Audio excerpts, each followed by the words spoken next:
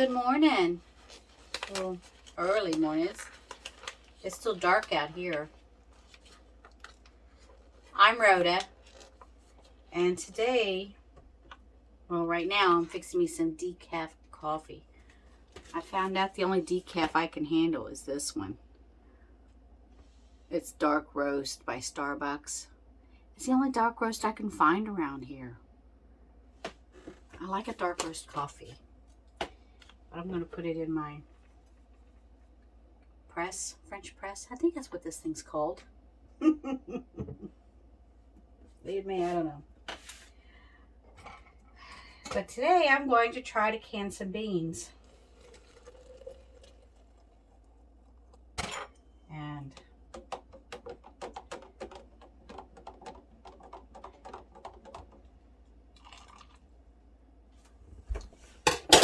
four minutes is the key to this. Set my timer for 4 minutes. If it gets longer than that, it gets a little bit too bitter. And I just set that on top and wait.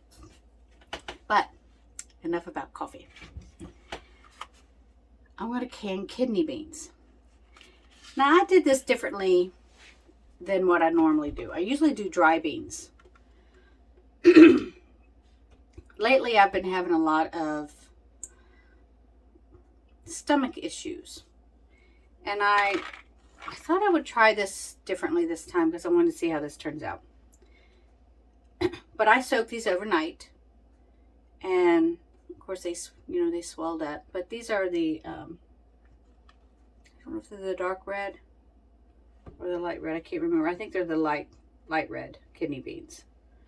They look light red. I'm going to can these today in my Nesco pressure canner. Because even though my pantry is chaotic, I decided that if I needed beans, that I was not going to buy any more canned beans. That I was going to can them myself and place them on my shelf. It's cheaper, cost effective, it's cheaper that way, and I can add the amount of sodium to it that I want to add amount. If I don't want any salt to it, I don't have to add salt to it. But I also know, exactly, I know what kind of beans going into it too. I'm tired of opening a can of beans and finding a stick. I've done that several times lately. Get a stick out of a can of beans, and I'm just done. I'm done with it. It's good though to have that stockpile when it's on sale and you need it. Of course, my cat decides he's going to go crazy now when I start filming. Look at this booger. I don't know if you can see him or not. Look at him. What do you want, church?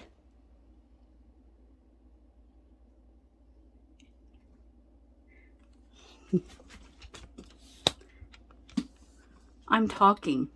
I'm talking to somebody. So it has to be him, right? I think he wants to go out. I'll be right back. Now I don't know where I left off at. But I figured I know what's going into my beans. So I'm going to can these today. Show you the process on how to can them this way. And I thought maybe I would do it differently. Because I did can them, I didn't can them yet. Oh.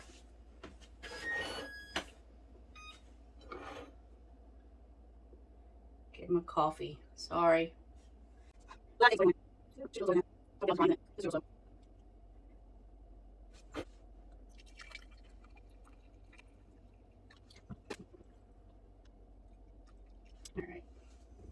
Anyway, now that I got my coffee. I decided to soak them because they said that it takes a lot of that starch out.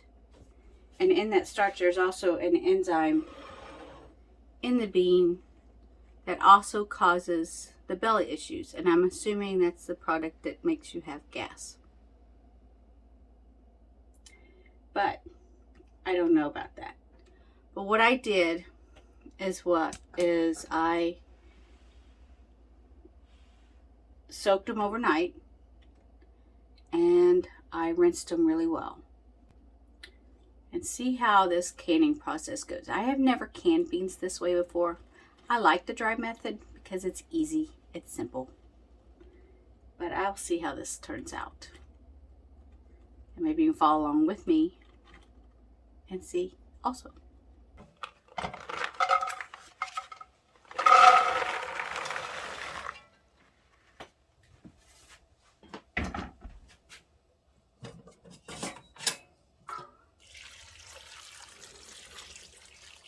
This is water I already had for my coffee, so I'm just pouring it in there.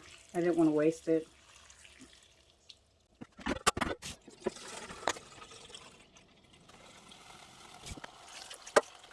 It said to just cover the beans. I'm a little bit more than just covered. I've got my stove on high, and I'm going to bring this up to a boil.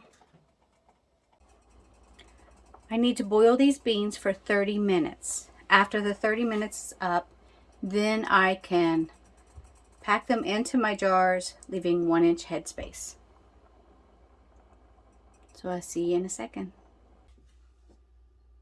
As you can see here, my jars are pretty warm still. Just got them out of hot water. I have my beans here. Can't see for the funnel. But I have my beans and I had a slotted spoon to ladle these in here. I don't know how many I'm going to get, but I'm going to try to put them in pints. And these are all the pints I have left right now. But I do have some quarts. So we will see how this goes. I have my lids. They're all nice and clean. There's no marring on the inside of the lids. They look good. The dimples raised in the center. They all look good. I have my debubbler, and you can just use a plastic little knife or a chopstick. It doesn't matter. I don't need the magnet thing. I don't know why I got it out. But I have my jar lifter to place it in my pot. But if my pot is actually cool right now, I'll put some hot water into it when I put my jars in. But I'm just going to fill these up to 1-inch headspace.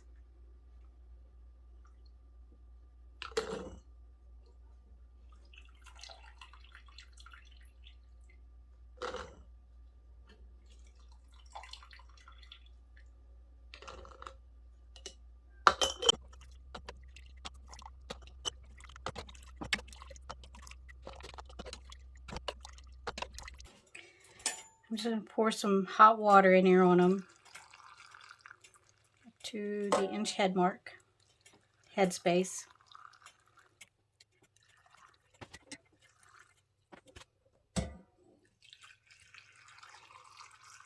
I'm not adding salt to these.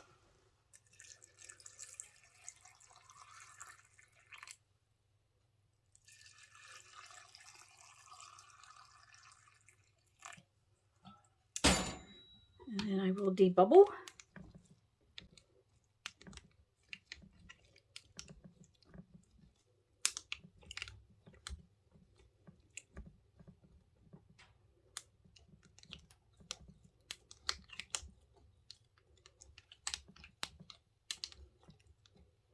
Make sure you do this process because the bubbles in there can really mess it up. And see how it dropped the level of the liquid in this one?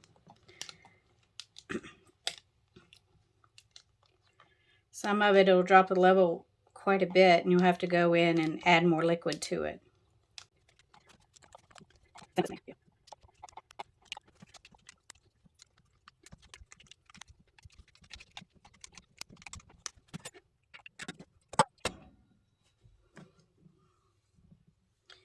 Now wipe the rims.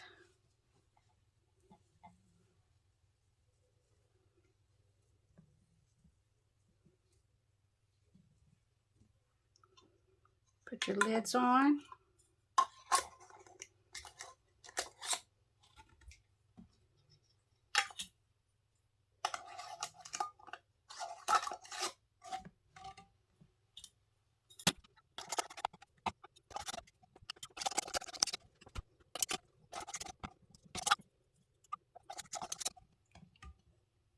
And into the canner these will go.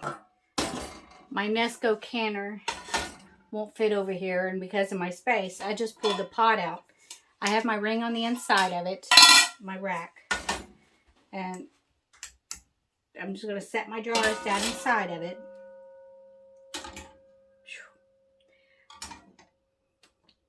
This is the first time I've done pints in this. I'm not sure how many pints will go.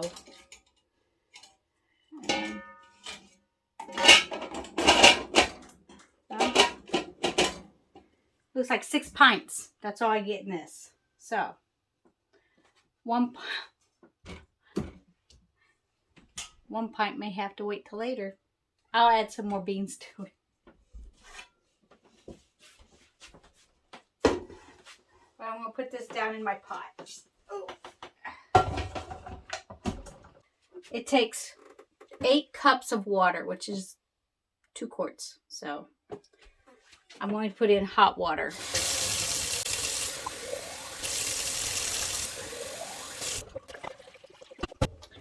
Also, because I have hard water in my area, I'm going to put in a little bit of vinegar. A couple tablespoons or a tablespoon. Not much. Doesn't need much.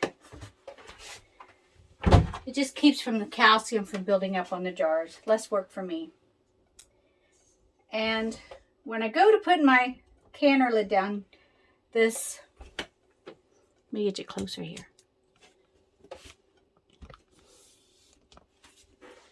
This gauge, the mechanism here, I don't know what this is called, the valve. I'm going to make sure it's center of my jar when I go to close my lid. Because when I close my lid, it'll be center of this, so when I close it, maybe it'll be in the gap here. Supposedly that's supposed to help with it. That's what I read. Close it. It's locked. Make sure this is on exhaust. And if you noticed, when it's on airtight, it's down. Exhaust is raised up. So make sure it's on exhaust. I've got it plugged in. I had to get in here and redo this because apparently you're only supposed to put 5 pints in here. So I took one out. I will follow the Nesco directions. So I wanted to make sure on that, so I got my handbook out to make sure, and it said just 5 pints. Even though I could fit 6 in it, I don't know what the difference would be. But I'll just go ahead and put the 5 pints in it and process this with 5 pints. And these beans take 75 minutes for pints and 90 minutes for quarts. So I'll show you how to start it. I've got it locked. Got it on exhaust. That thing's hard to keep on exhaust sometimes. It flips if you're not careful. And all you do is make sure that you push the high button, the time, which is 75 minutes, and start. That's it. It will do its cycle, and then it'll start steaming. Once it starts steaming, it will beep 3 times, and it'll start counting down from 10. 10 minutes. It'll go 10, 9, 8, 7, 6. Once it gets to 0, it beeps 3 times again. You come over here and you take this to airtight. You knock it to airtight. You walk away. It's that simple. When it'll start its cycle again until the countdown starts for the timer. When the timer hits, it'll start slowly counting down the timer once it's up to temp. And then when it's finished, it will beep 3 times. And all you have to do is unplug it. It's really easy. But I guess I will have 2 pints that I will have to do together. I think I'll find something else to go with this. I think I'm going to process some dry beans with these. I'm not going to just put 2 pints in there to go again. I'll get me some garbanzo beans to put in with it. See you in a moment. Now the countdown starts of the steam. I don't know if you can see that steam.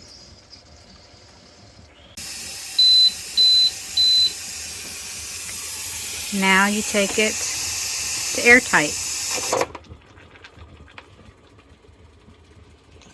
Then it will start cycling again, and wait a little bit and I'll start to count down.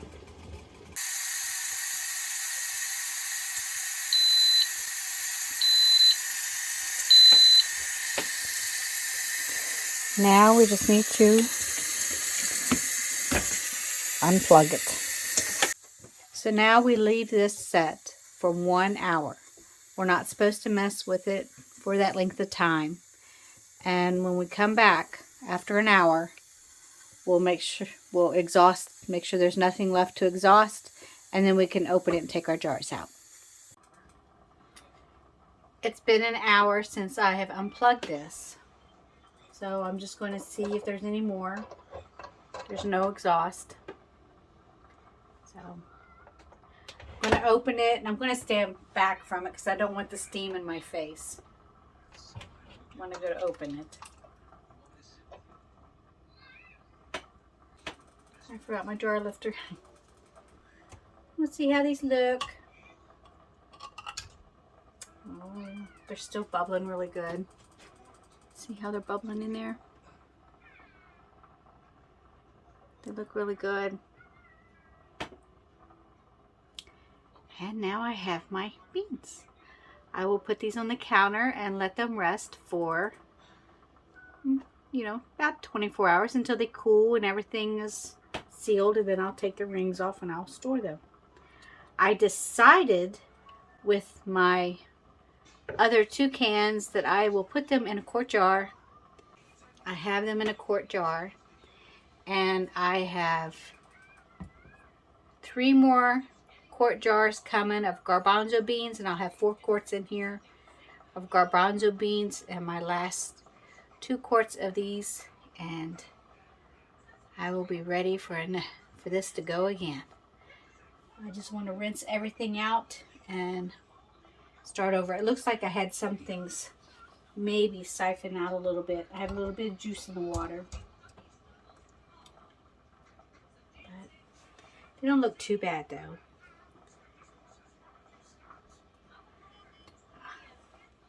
It's nice to have beans on the shelf that I know what is in them. And I prepared them my way. You could put broth in this if you wanted instead of just water like I did. Oop. This one already popped. But until next time, God bless you all. And I hope this helps somebody. I'll see you again.